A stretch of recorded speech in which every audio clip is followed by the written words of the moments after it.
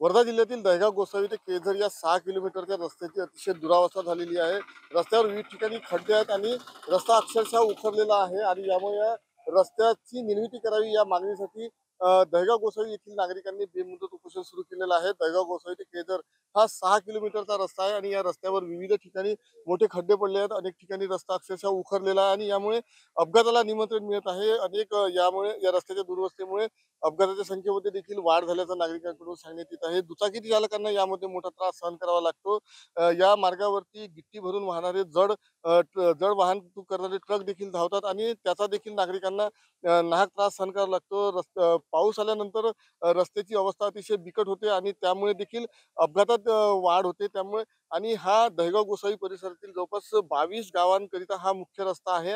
मात्र सध्या या रस्त्याची दुरवस्था झालेली असल्यामुळे येथील नागरिकांना आवागमन करताना अडचणींचा सामना करावा लागतो। आमचं हे उपोषण रोड बद्दल आहे, दहेगाव ते केळझर रोड। आणि मेन प्रॉब्लेम आम्हाला हा खदानीचा आहे, कारण आमची शेती पण असल्याच्यानं आमचा शेतीलाही प्रॉब्लेम आहे आणि सगळ्यात जास्त ह्या रोडला गावकऱ्याला त्रास आहे। ह्या रोडचा ओव्हरलोड टिप्पर चालणे, गाड्या जवळून गेले की साईड नाही देणे, त्याचे ट्रकमधून गोटे सुद्धा पडतात, त्याच्यानं टू व्हीलरवाल्याला खूप धोका आहे। आणि आणखी आता यायला आम्ही सरकारला मागणी करू राहिलो का रोड द्या तर जवळपास 5 ते 7 वर्ष झाले ना, आता रोड देऊ राहिले ना, निधी आहे म्हणत आहे। त्याच्यात 5 खदानी तर ऑलरेडी आधीच आहे, आणखी 6 खदानी द्याचा समजा शासनाने सांगितलं आहे म्हणते का आणखी ते 6 खदानी व्हावे। तर आमचं गावकऱ्याचं सगळ्याचं म्हणणं हे आहे की बाई आम्हाला खदानच नको व्हावी, खदान बंद करण्यात यावी, हेच आमची गावकऱ्याची इच्छा आहे। समजा आता आमच्या याचा समजा खदानीचा समजा लिलावट लावत नाही सरकार, तोपर्यंत आम्ही आमचं आमरण उपोषण चालू राहणार। या गाव म्हणजे दहेगाव ते केळझर हा रोडची मागणी आपण अनेक वर्षापासून, मला वाटते 6 ते 7 वर्षापासून करतो आहे।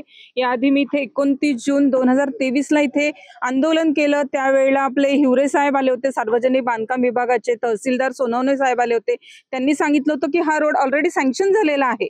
मग तेव्हापासून आम्ही सतत पाठपुरावा करतो आहे, पण अजूनपर्यंत हा रोड का होत नाही हा आमचा प्रश्न आहे। दुसरा, आता गावकऱ्यांनी सांगितलं की इथे खदानी आहेत आणि या खदानीच्या जे टिप्पर जातं या रोडची कॅपॅसिटी कमीत कमी 20 ते 25 टनाची आहे आणि इथे जाणारे जे टिप्पर आहेत ते 40 ते 50 टनाचे असतात।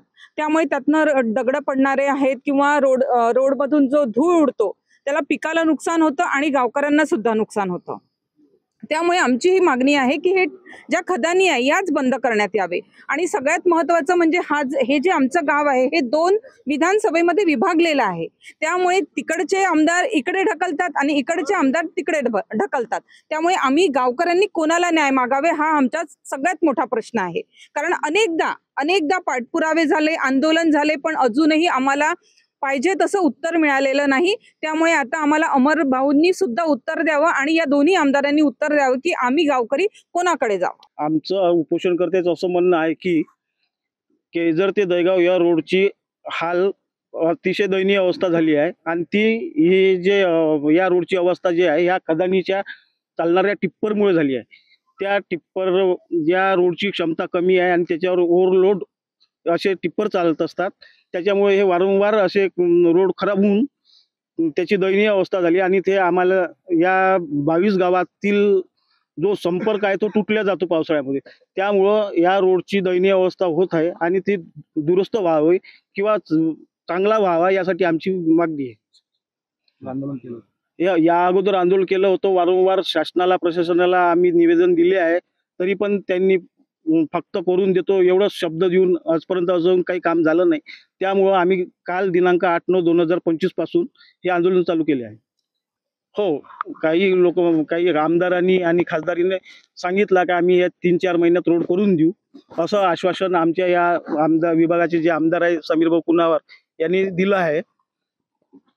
पण ते प्रायोजित असल्यामुळे किंवा प्रस्तावित असल्यामुळे आम्ही याच्यावर विश्वास करू शकत नाही।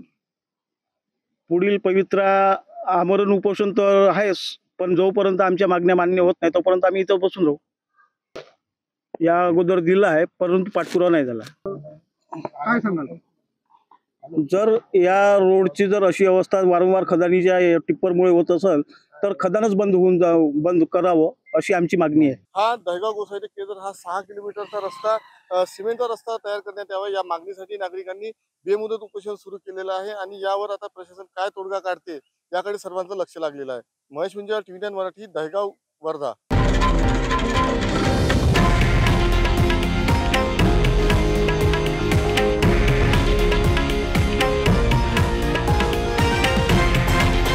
हे आहे देशातील नंबर 1 न्यूज नेटवर्क आणि आपण पाहत आहात TV9 मराठी, एकमेव.